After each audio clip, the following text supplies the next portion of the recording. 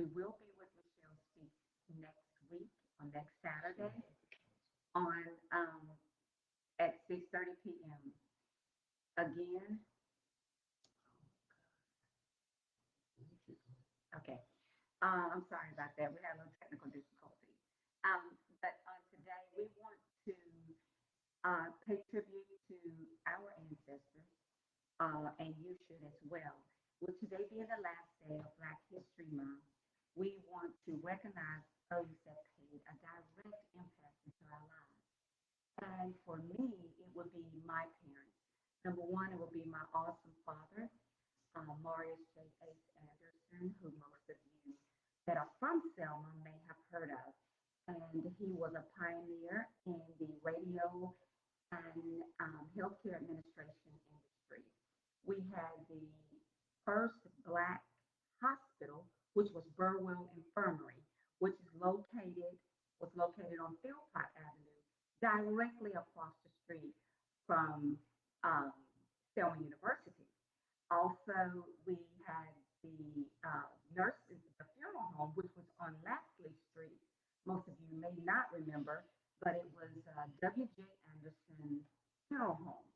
And then the nursing home, the hospital, which then played a integral role during the civil rights uh, activities in Selma, where people actually were transported to our hospital, which was W.J. Anderson Burwell Infirmary. Also with that, going to Good Sam. My father also had a ambulance service at dispatch that actually went across the bridge to pick up the wounded and brought them back to uh, the hospital at that time, and also transported them, a lot of them, to Birmingham, where they will receive service in. And those were the critically wounded that he had to transport to Birmingham, Alabama. So I don't know if a lot of you all remember that history or have read that history, but it was very integral. With my grandmother being the first Black uh, registered nurse in Dallas County and a graduate of Tuskegee Institute, Minnie B. Anderson was her name. They also named the Nathan Bedford Forest across the river. They named that facility or those housing areas. They named that from her as well. Also, I am in the process of talking to a few people to have. I really wanted a street named after her. Preferably, I would love for Philpott because that is where Burwell Hospital was, where my grandmother was an RN. My grandfather, he was the administrator, and also he was a forensic scientist. His name was William James Anderson. And therefore, I feel that a lot of the great heroic things that were done to save a lot of our people that were in the civil rights fight and or struggle, they played an integral part in moving those people out, bringing them to safety, and getting them the treatment, healthcare treatment that they would not have been able to receive between Burwell Infirmary and let me not leave out Good Samaritan Hospital. And my grandmother trained a lot of nurses at Burwell as well. And a lot of the nurses from Good Sam also went over to Burwell to train as well. So I wanted to bring that light into our segment on today. And I will let Brian continue from here. Well, good evening, Facebook family. Good evening, YouTube family. As Janet said, Michelle was busy today, so she had to reschedule everything for next week. So we are very proud of the fact that we've had a full month and we have been very busy this month, to say the least, but we're very grateful for the things that we have been embarking upon. And let me say this, even though this is the last day of Black History Month, unofficially, it is not the last day that we celebrate Black history. No, We celebrate Black history every every day of the year. yes. And that should become our mantra, not just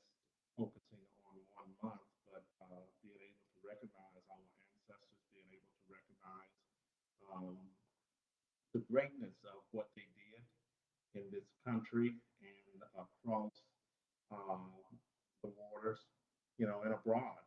We are the origin of all civilizations. We are the genesis of all civilizations. So, in having said that, like I said again, we're grateful. So, I just want to take a few minutes also to honor two of the greatest people that I've ever known and had an opportunity to be blessed to call my parents, um, and that is Cornelius Watts Jr. and Ozell Kingston Watts.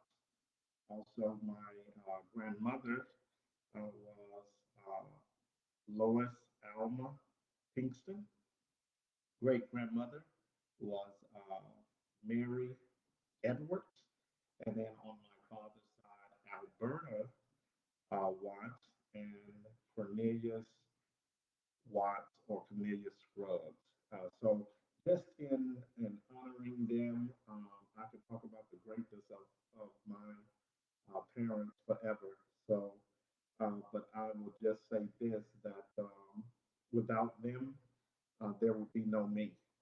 So I'm very grateful for them, and they live vicariously now through me, and I am their voice, their eyes, their ears, their hands, their legs, and everything that I do because of uh, their successes and effort in raising me as the oldest child and only son of three beautiful sisters. So I'm very grateful that the ancestors and the Creator allowed me to be a son of my mother and father. So we're going to, in our discussion today on African history, we were set up to talk to Michelle about some of the government informants that have taken part of the demise of our leaders. So, and we're still going to do that. So Yes. we're going to just kind of touch on some things. There's a couple of things that I'll hit on that may not be directly related to that, but it's just a good piece of history for us to know as African American people. So we'll touch on that as well. So one thing we want to touch on tonight that I want to kind of make aware to everybody is the what was known as the American Colonization Society. In the early 1800s, that society was established, guys, and this is just history for you to go back and research. 1817, between 1813 and 1817, that society was established based off of the recolonization or the removement of African slaves back to the continent of Africa. The American Colonization Society was also graced with the presence of two presidents that would be, which was James Monroe and Andrew Jackson. They were a part of the American Colonization Society. They did not believe essentially that uh, black Africans that were enslaved could coexist with white people here in America. Right. So the American Colonization Society was started based off of that premise. It was started based off of the fact that we need to do something with these enslaved Africans.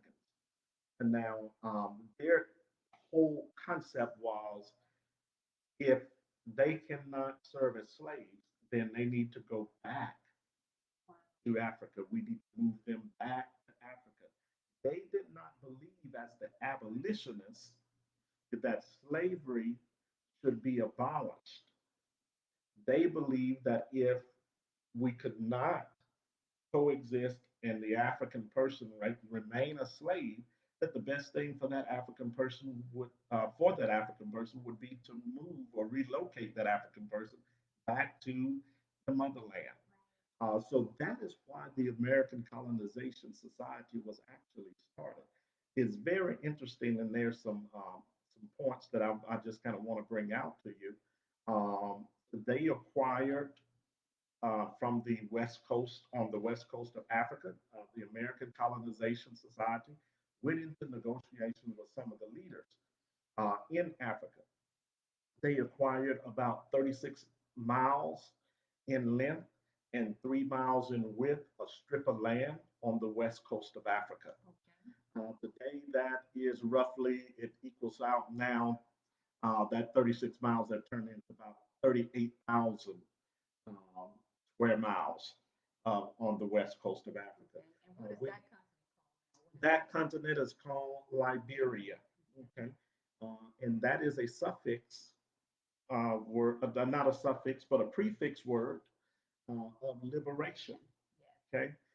So if you add the TION on it, you have the word liberation. Yes. Okay. So we, Okay. we, we know that Liberia was formed to relocate or um, to move the slaves back to the continent of Africa. Now, Brian, If you, who determined what group of slaves would go back? I mean, how was that? mhm. What were the ramifications? I mean, how did they get to go back? Who selected the group of slaves to go back Well, to? it first started off as a volunteer on a volunteer basis, and then there were random selections. Okay. Okay, as an experiment So, initially. so So essence, you're saying there were some that volunteered, there were some that didn't want to go back. there were a lot that did not want to go back. All right, so that's a good question. So you see that the abolition movement was based on those slaves that felt like, due to the investment that they had made in this country by way of building this country, Mm-hmm. by way of working with their own blood, sweat, and tears, they did not feel like it was fair to be imported back to Africa. So it wasn't that they wanted to stay based on just being in love with this country. No, they wanted to stay because they felt that the investment, the toiling, the sweat, the beating, the blood, prior to these ancestors in the late 1800s, Mm-hmm. you have the early 1700s, Mm-hmm. where you had the rebellions that took place on this land Yes. and much bloodshed with the enslaved African people fighting against slavery. So they felt like we had a stake in this country. Not only that, majority of the settlements and the majority of your plantation homes and the actual labor concerning the crops Yes. all were done by Very. enslaved Yes. African people. So they had um, a different mindset than uh, some of the other African people. Some wanted to go back. So that Okay. goes back to what we're looking at, even though it wasn't called back then. I think that goes back to what they felt were what was due to them, right? Mhm. They would Okay. want to gain from something from the blood, sweat, and tears that they provided. So therefore, we're looking for reparations. So in some regard, and at that time, they wasn't looking for reparations more so than they were looking for freedom, Freedom. liberation, and the treatment of equality and justice being given unto them as human beings. So the slaves, and even when we look at the abolition movement, Mm-hmm. when you look at William Lloyd Garrison, which Mm-hmm. was a white abolitionist, you look at Nathaniel Paul, some of black abolitionists, these guys worked together. You look at Frederick Douglass. There were some great men, Martin Delaney. Yes. They were all part of the struggle that said, no, we have invested Right. in this country, and what we're asking for, what we're fighting for, is equality.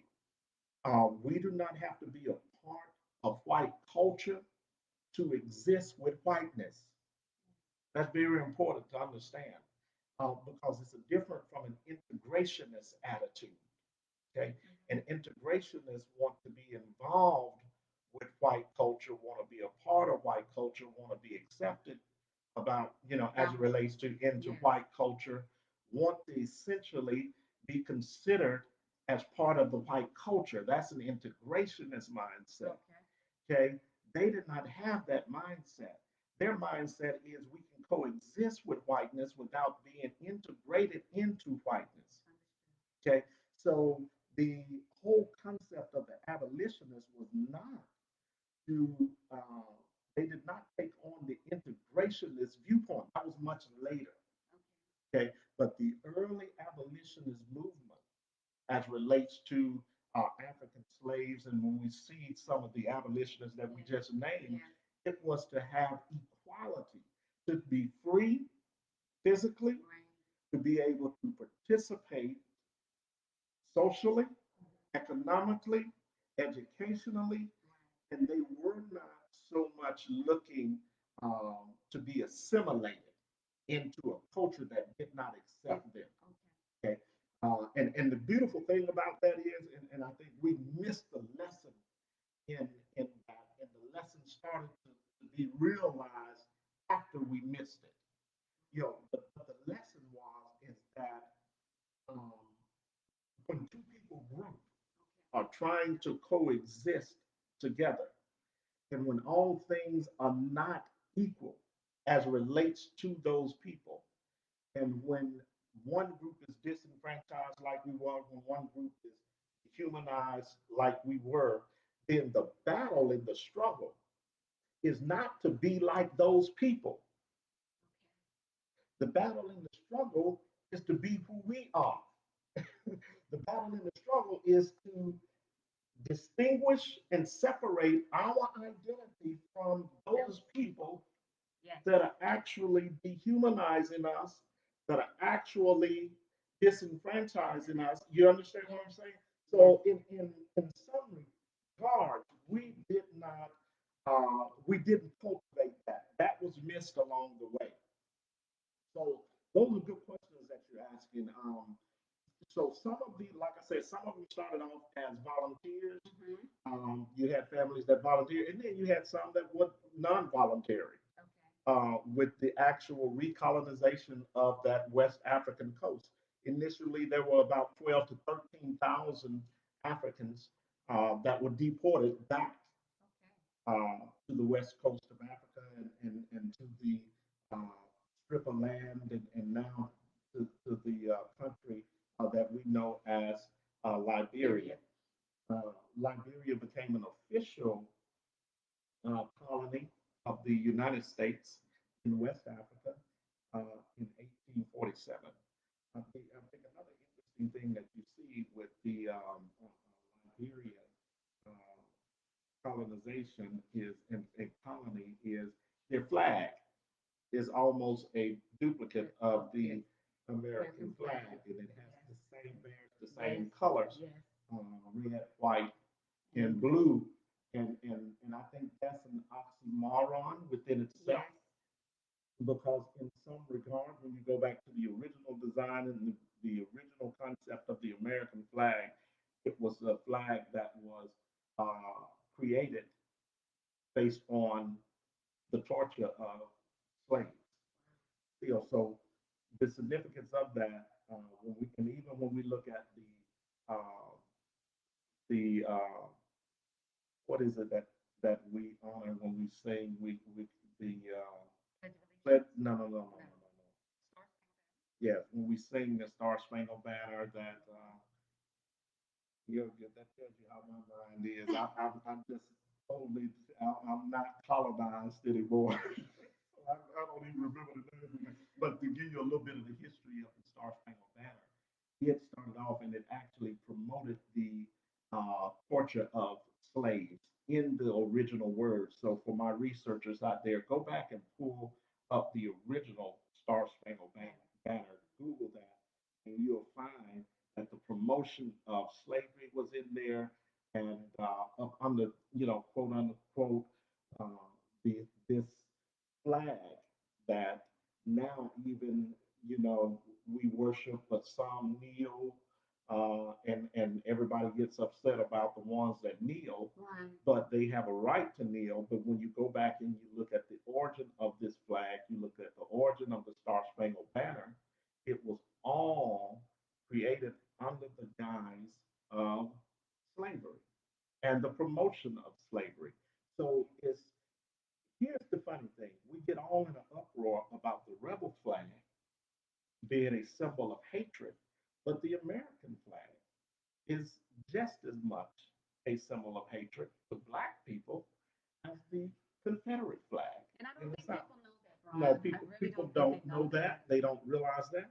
But that's a little bit of Well, you know. what they've done, they've attacked that American flag so much to the military that people are actually honored when their loved ones return or they're out serving in the Mhm. military to present or to hang one of those flags on their home.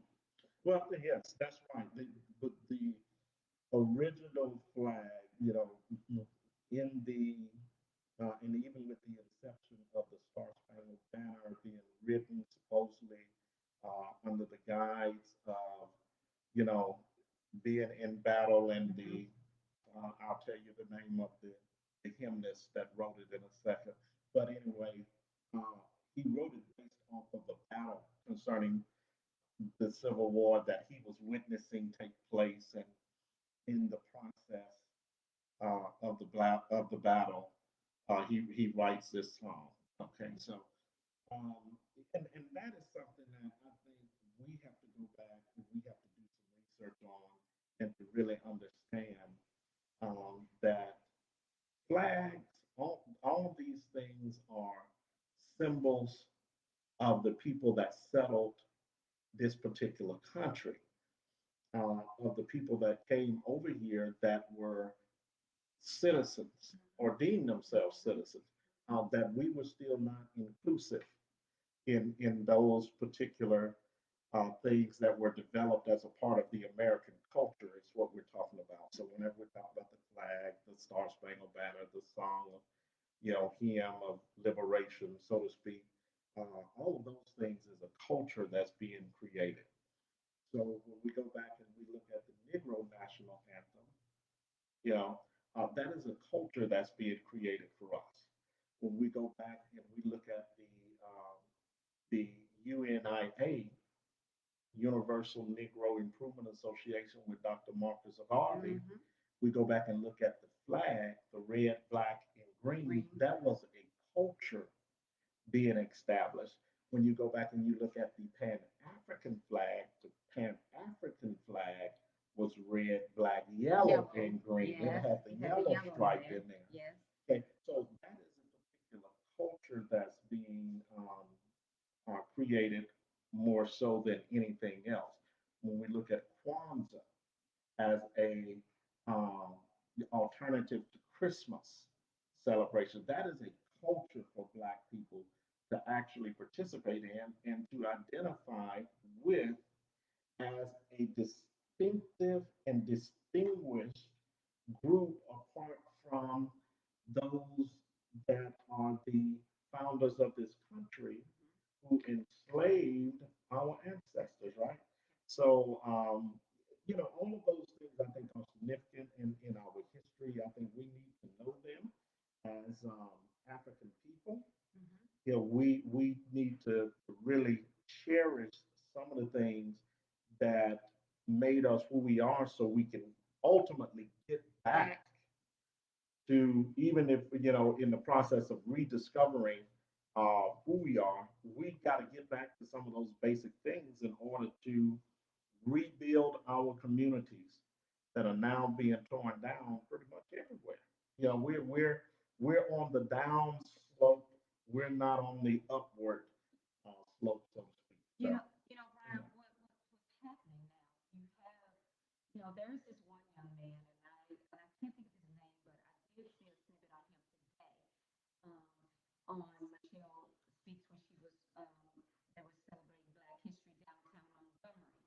This young man is putting books. He and his significant other or his friend, they are actually putting books back in the community. And I think that is so important. And when you are not a historian, sometimes you want things given to you. When you're not a reader, an avid reader, you want things. A lot of people learn audibly. A lot of people learn visually, but they do it more so in a receptive mode where they want someone where they do better for them and giving it to them.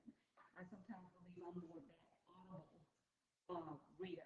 But what I want to encourage Brian to do is to help to bridge the gap between where our ancestors were and where we are now. A lot of people cannot connect the dots.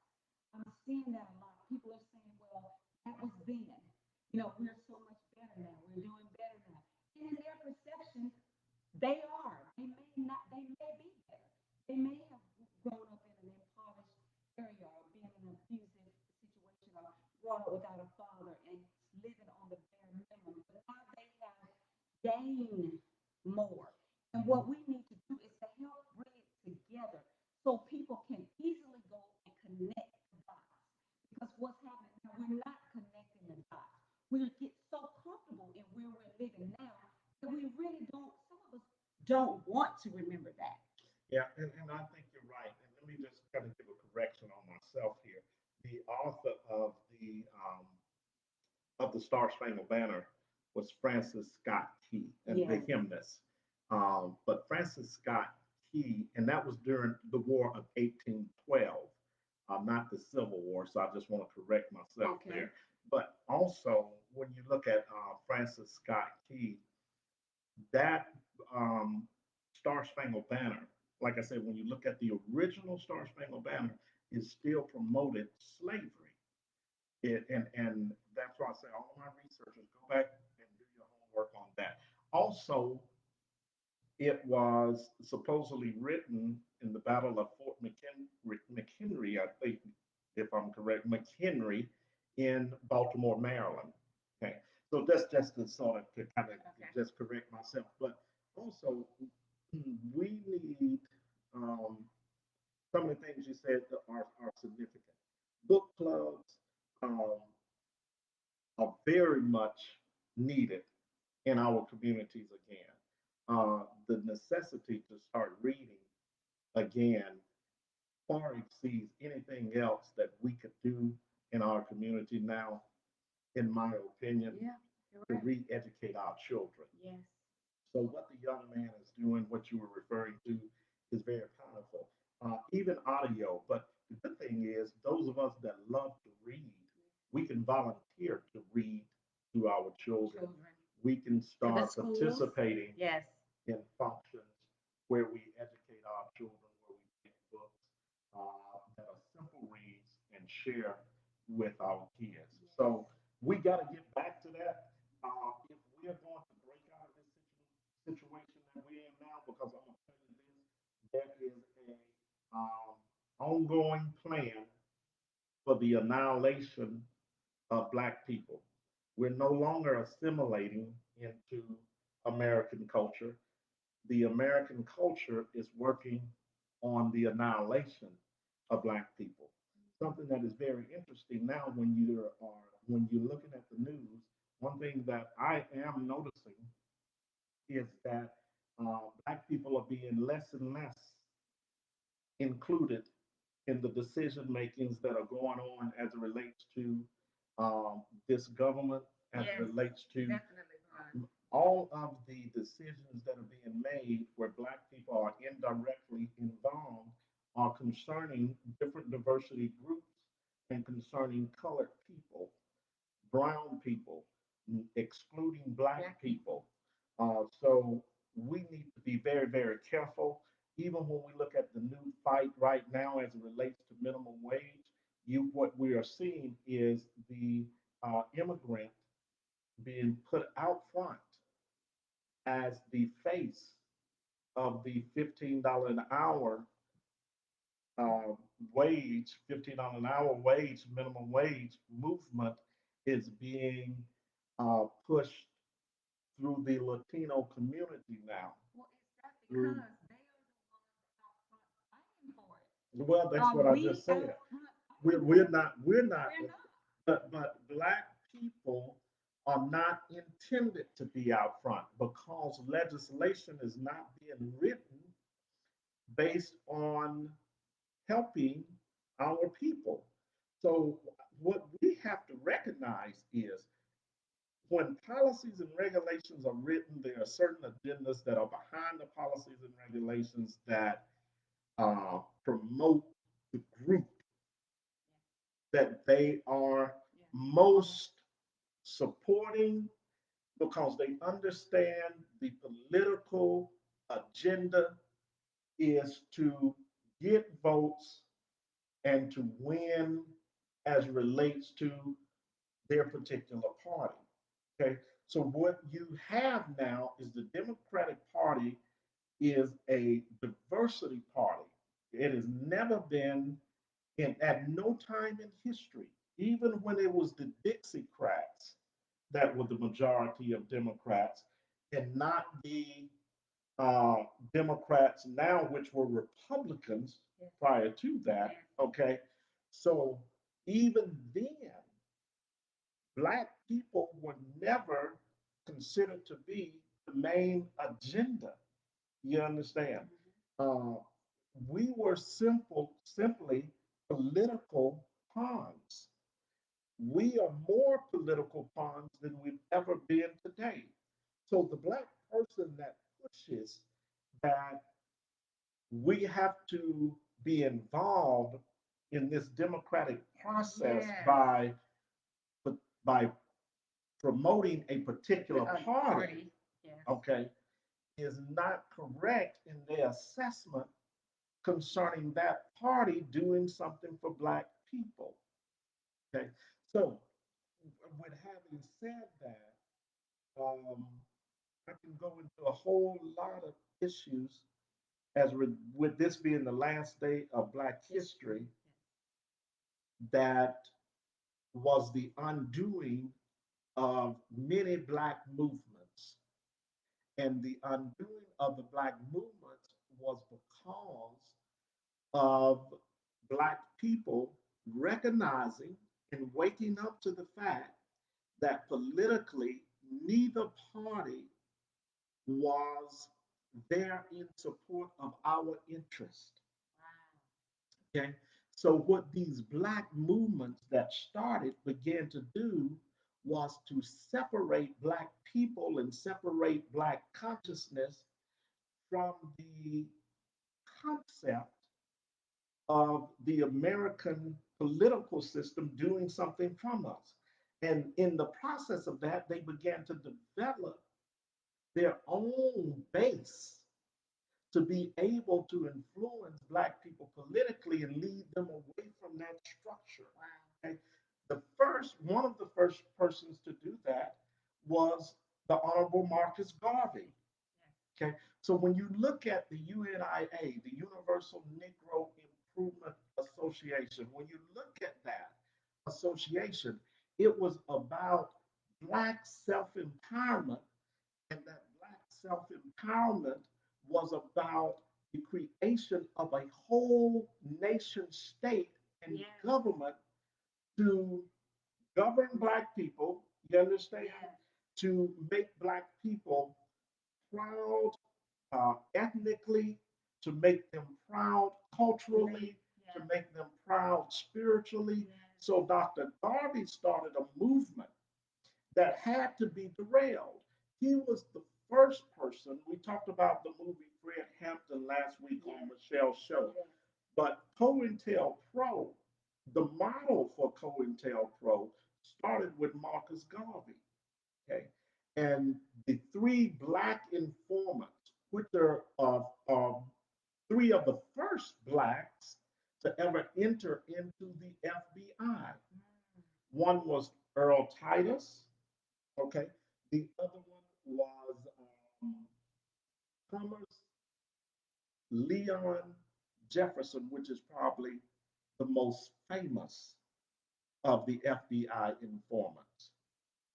These informants, Thomas Leon Jefferson focused mainly on the mail fraud scam that Garvey and so-called tax evasion with Garvey. Okay, so he focused on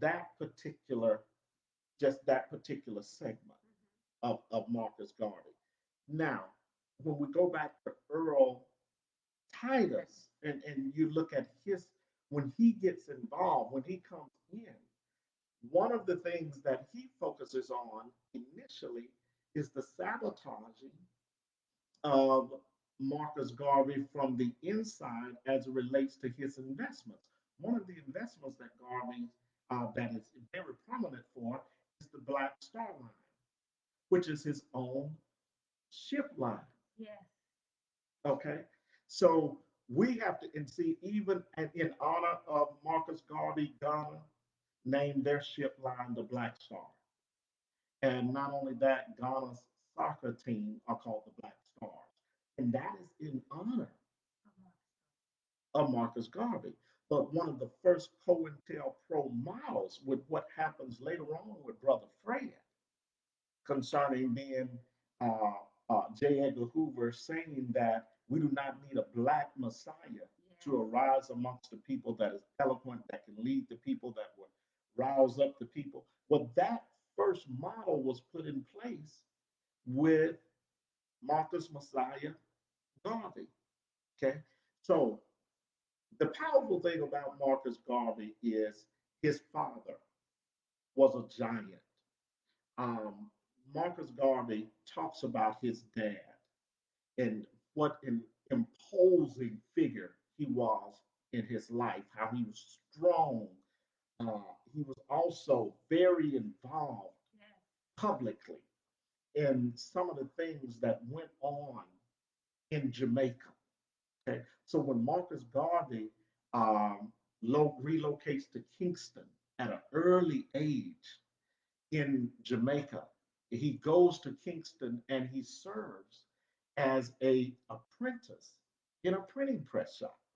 So that's what Garvey learns uh, the skill set of being able to print, to being able to market, being able to publish everything that he would need prior to coming to America. And not only that, Marcus Garvey becomes one of the open what they called open forum debaters in Kingston. Wow. And so he developed his speaking and oratory skills there in Kingston prior to coming in here. One of the big influences on Marcus Garvey was one of my favorites, Booker T. Washington. Okay, Marcus Garvey gets a hold of his book. You see, Up from Slavery, Yes. and he believes that what Booker T is pushing, that we can build our own nation, that we are a brilliant people, and that we can work with our skills, and that we can build. It's a powerful story, but that is when we understand what is going on with the government. So with the United, I would say the Universal Negro Improvement Association, that was literally 4 million strong at its peak, was a separate nation state. And not only, it wasn't just isolated to the United States. It crossed the waters back to the motherland in Africa.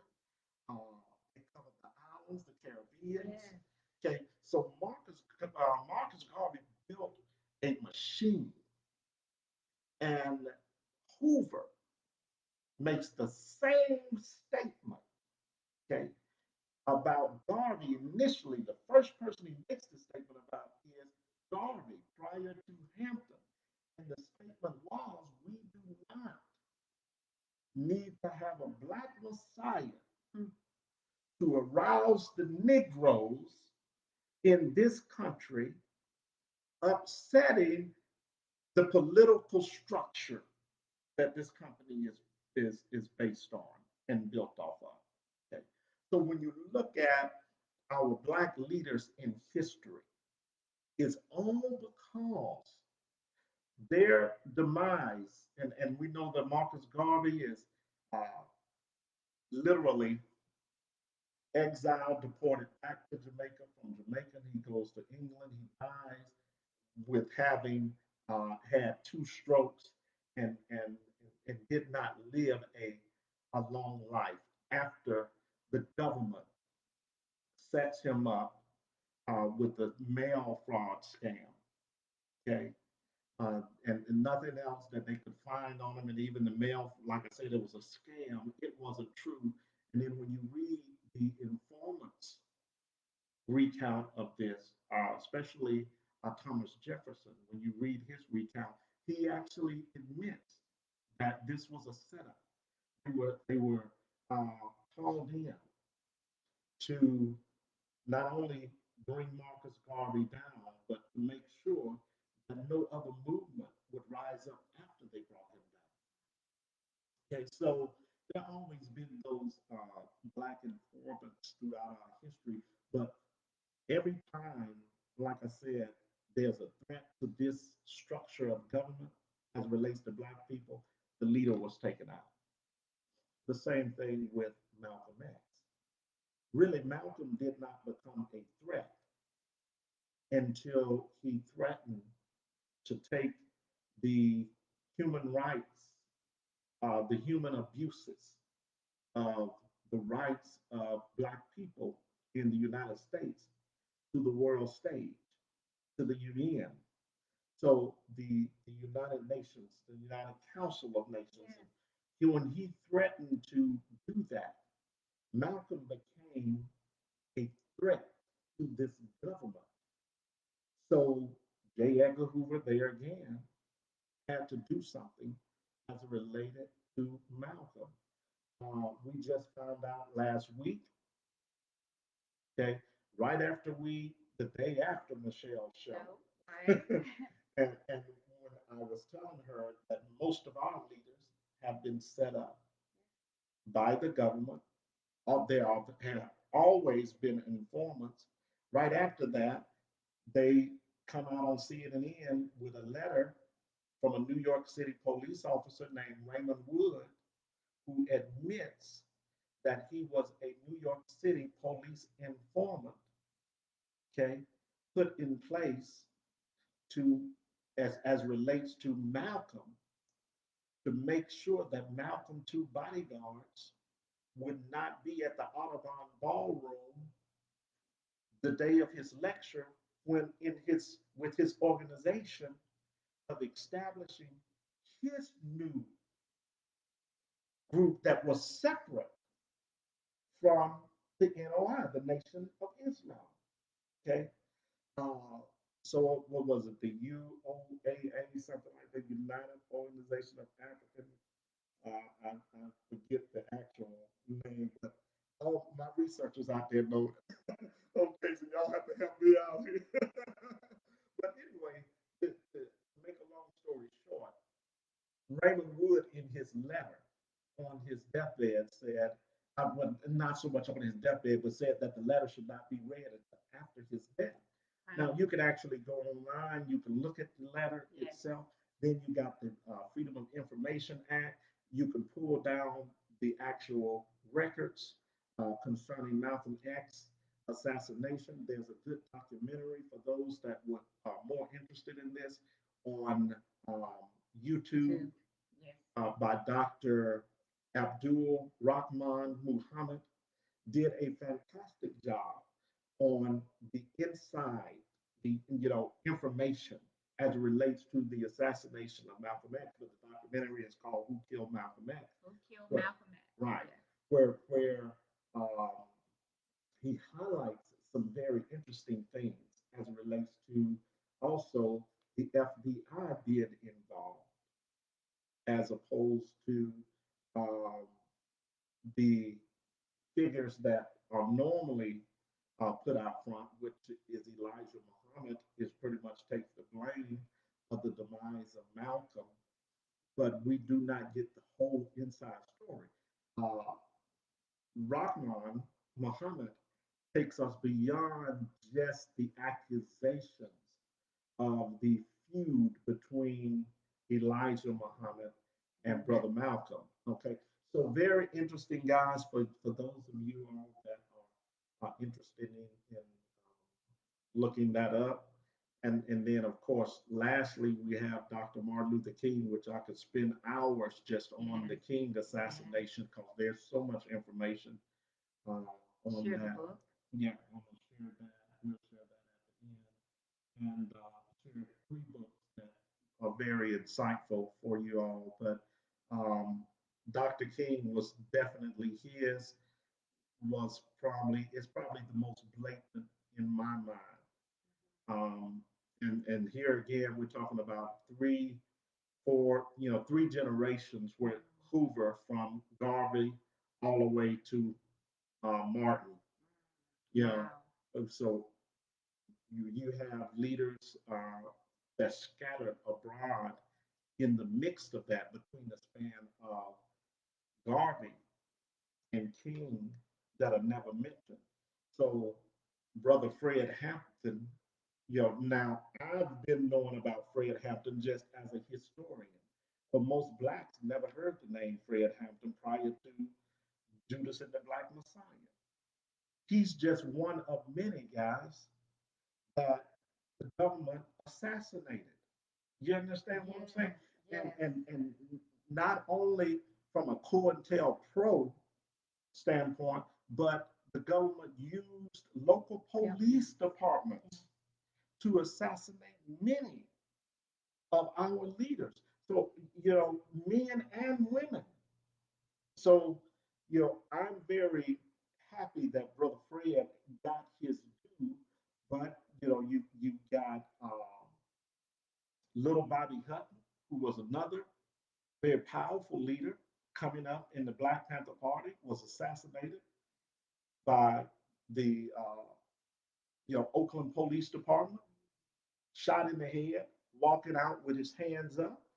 So I could go on and on talking about the assassinations that have taken place that have been led from a federal standpoint of our people that they consider to be terrorist organizations, okay, uh, with an agenda to overthrow the structure of the United States government.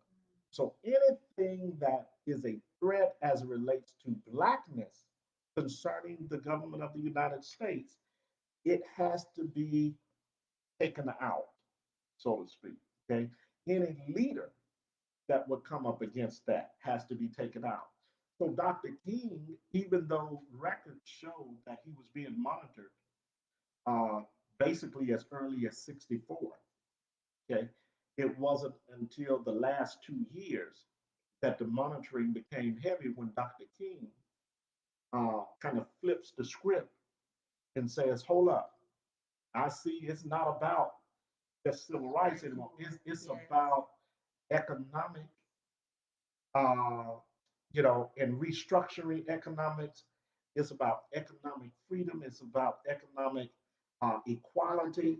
He said it's about the redistribution of wealth. So when Dr. King began to talk like that, shades of the revolution, okay, because at this period of time, the Black Panther Party, Brother Stokely Carmichael, okay, Brother Eldred Cleaver, all of these brothers had a message of revolution. So the revolution was still being promoted. Dr. King began to talk as a revolutionary, okay, meaning that we are going to do something, even if it means the coalition of Black organizations coming together to make sure that our people are taken care of. Now, in the process of that, those that are poor that are not Black also would reap the benefits of that. Okay. But it wasn't until Dr. King began to talk like that informants were put there to monitor him pretty much 24 hours a day, 7 days a week. And see, a lot And of like, people, Brian, excuse me for interjecting, but a lot of people don't know that part. mhm, They stop with that civil rights and they don't realize how Martin really came into his fullness mhm. those last 2 years of his life. Oh And yeah. that is what caused them to assassinate him. Hmm. Yes, that was the main reason for his assassination was his viewpoints the last few years of his life changed drastically from a civil rights mantra. Okay, and it wasn't now with King. It wasn't. It couldn't be just civil rights when there was no economic freedom. Okay, couldn't be just civil rights when there was no economic freedom. So the beautiful thing is, I'll revert back to one thing that Malcolm X said prior to his assassination when it came to him and King. And I wrote this down. He says, if one fought for dignity and the other fought for legal citizenship, then their argument over violence and nonviolence were simply a disagreement on the method by which to obtain liberation. Very powerful statement. So he says, listen, if one fights for the dignity of his people, and that was Malcolm who fought for the dignity of his people, and if the other fought for legal citizenship, that was Dr. King, that says all things being equal, we deserve to have the same civil rights and human rights as any citizen of this country because that's what your Constitution says. Okay, and you're not living up to this American Constitution that you say that you honor and stand on. Okay, so Malcolm said if those two things are the things that you know you got one fighting for legal and one fighting for dignity, and the question is nonviolence and violence, he said it's not really an argument. It's just a method of how we get it done concerning the liberation of our people. So the brilliance there, you understand? Yes. To understand that the fight wasn't with Malcolm. And see, many people try to pit Malcolm against King, and it never, as it relates to those two men, they were never truly Against each other. not in the end. No. Okay, because even Malcolm's tone changed. Okay, before he was assassinated, as it related to King, because King had started the change. So when we look at the maturation of both of these men, Wow. you understand what I'm saying? You can see the cohesiveness. You can see that the whole, at that particular time, the atmosphere changed. And everything was about either we have revolution and we are free, and it doesn't matter how we get it. If we fight, we have to fight. Yes. You know, if we have to fight, we fight. That was the final conclusion. You see what I'm saying? From Huey P. Newton, who I say was assassinated by the government as well, to Malcolm X, to Martin Luther King, and it doesn't matter. The consensus was we are sick of being played by this government. And we are sick of being used and not getting anything back in return. That was the consensus with all of the black leaders. Do you understand? So prior to the disbandment of the Black Panther Party, as we know it back then, that was organized and formed by Huey P. Newton and Bobby Seale, prior to even with Marcus Garvey, the UNIA. See, all of those organizations, Malcolm's new organization that he started, even with King's, SCLC, Yes. the strength, when you took those men out, the head, the strength of the organization left. The vision of the organization left. And unfortunately, the leaders coming behind those men did not have the same tenacity and did not have the same will, I would say, to lead, knowing that any day I may not go back home. You know, so that was the difference between those men as opposed to the leaders, so-called leaders, that would continue to run the organization but be non-effective when it came to change. You think they're afraid? Well, I to mean, go to that extent well, and one I'm and gonna tell you, people are afraid today, and you have some that are not afraid. That I think the people are saying that we don't need black leaders like that anymore because we all can lead. Well, we all don't lead effectively, exactly, and I don't think everybody is wise enough to lead. exactly. What we have is a black montage of so-called leaders that are leading our people down destructive paths Mhm. without a clear vision. Wow. You understand? Well, that's come So, from lack so of knowledge well, and it comes from wisdom. more than that. You It think comes it's from more more. power? No, I think a lot of it is buying into a culture that is destructive for Black people. So the annihilation of our culture has been a planned agenda for over 70 years. It has been a planned agenda to annihilate the Black race as we know it in America, existing Yes. as slaves and descendants of slaves. You understand? Yes. So we are still having to deal with that. And I think because of not understanding the dynamic of what was put in place to deal with the slave in a way where the slave is ultimately non existent Mhm. has always been the structure base. That's what the American Colonization Society was about.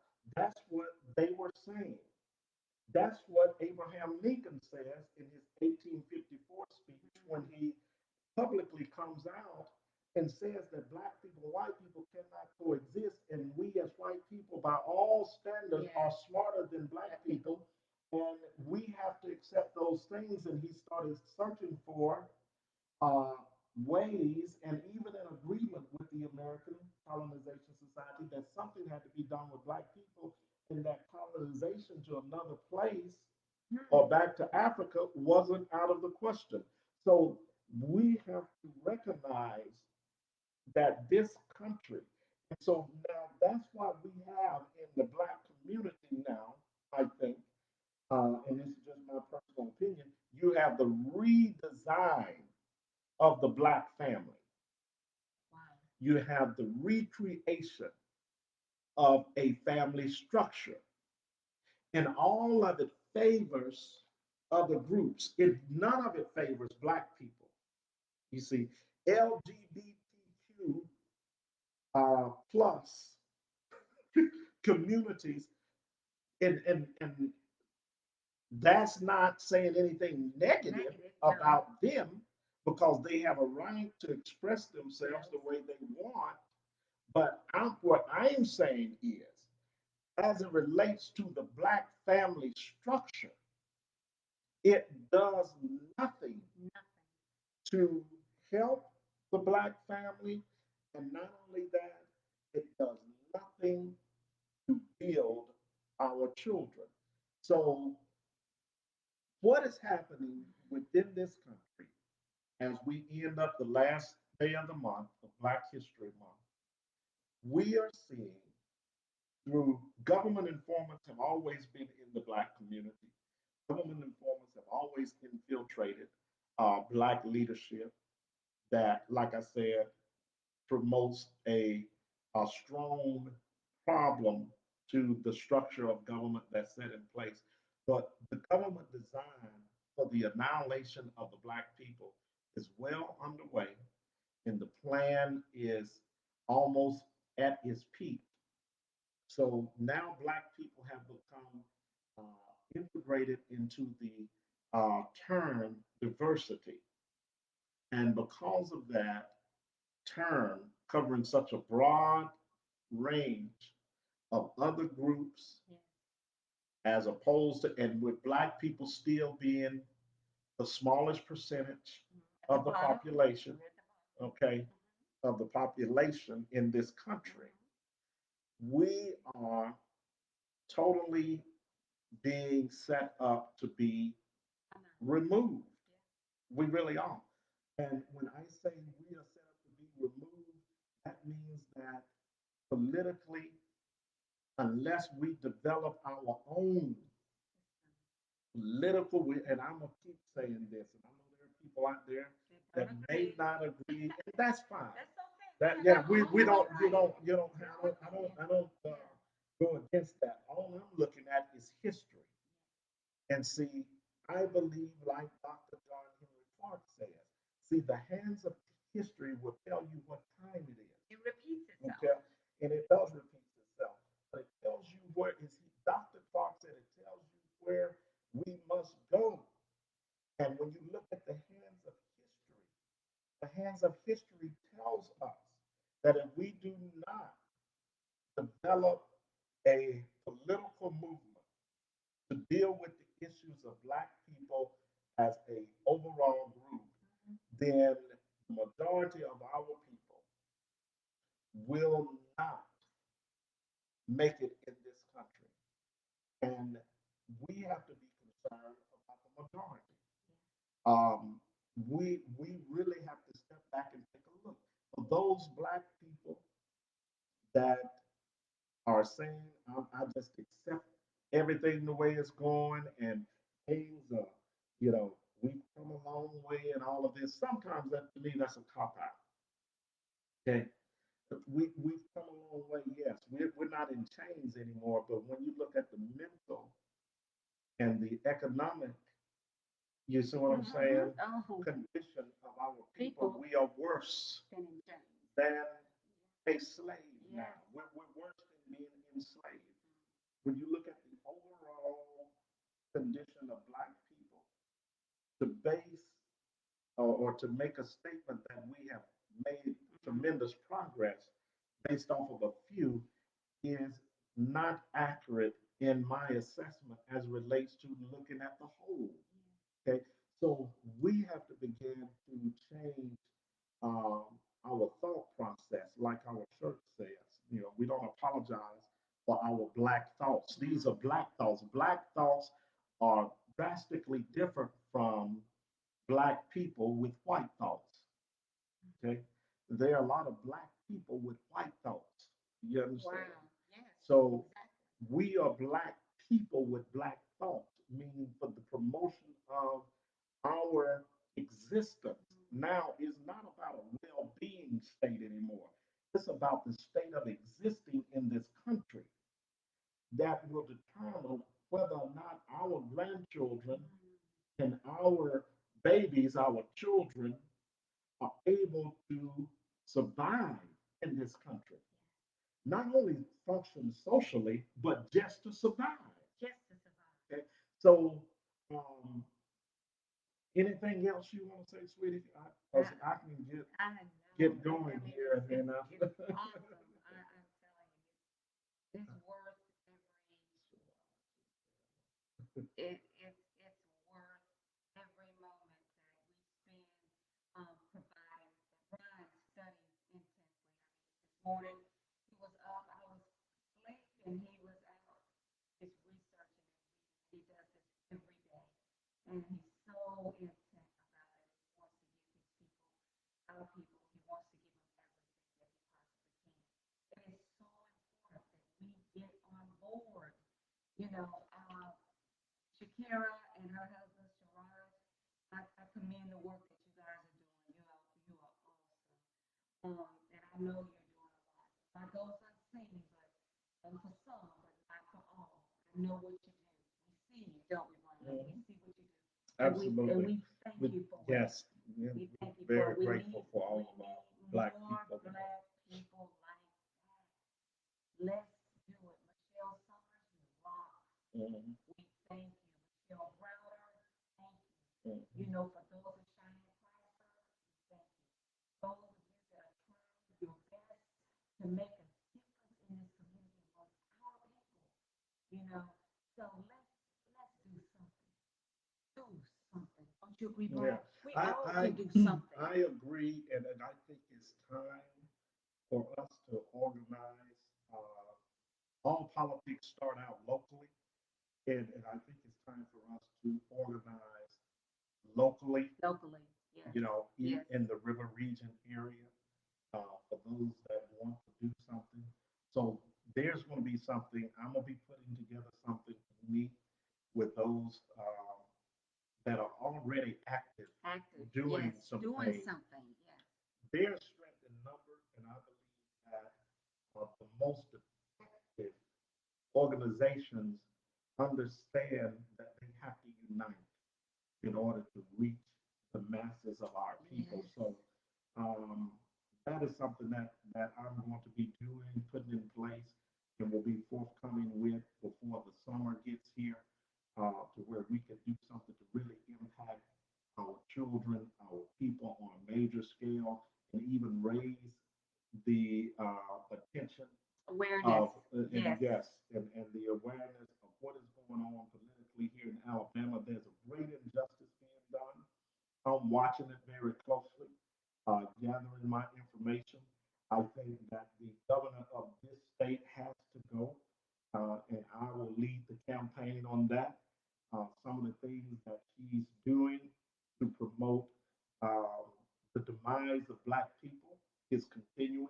And I know that some of our Black politicians have high praise of her because she's signing this and signing that. But It's in, not in, helping us. in effect, Mm-mm. those things were going to happen anyway. So she's not doing It's not anything doing for us. So I anything for need my us. people to understand that. And we have to set a course to change some things from the governor to the lieutenant governor. We need to come together, Black people, and we need to put together an organization. And we'll meet and we'll talk about those things. And we'll organize to where we become effective and Yes. do the work, Yes. and to set up uh, strategically back in our communities and raise the awareness, raise the attention of our people so that we get involved on a Oh, level oh, yes. that, that exceeds just forming nonprofits to say that we're doing something. I said this and I'll continue to say this. I'm not impressed with nonprofits to have one just to say you're doing something. That has never impressed me. Um, I've had three nonprofits, and small but very big in heart, and did a lot for African people. So to have nonprofits to follow money through is not, in my book, something that needs to be praised. Okay, because it serves as a government handout. Yes. You understand, to pacify the condition, not to deliver us from the condition.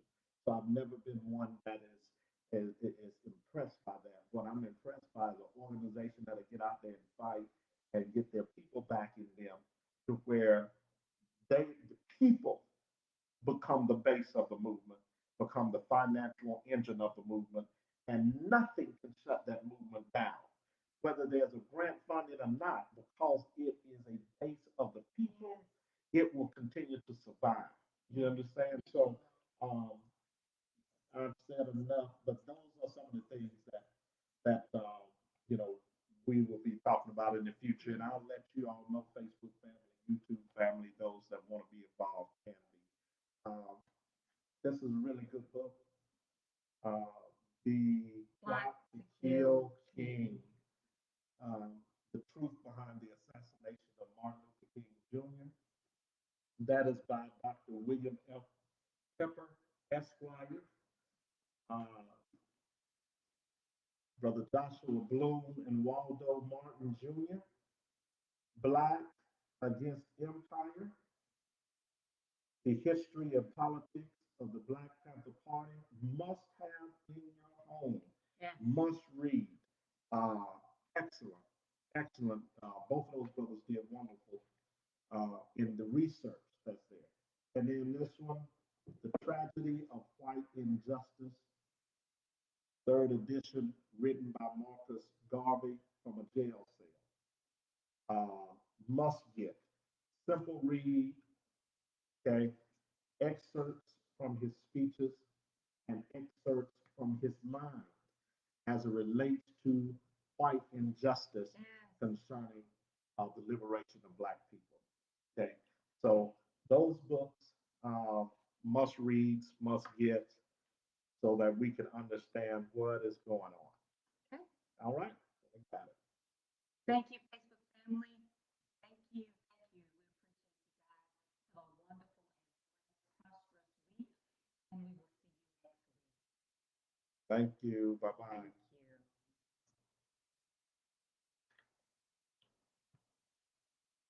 I forgot. I keep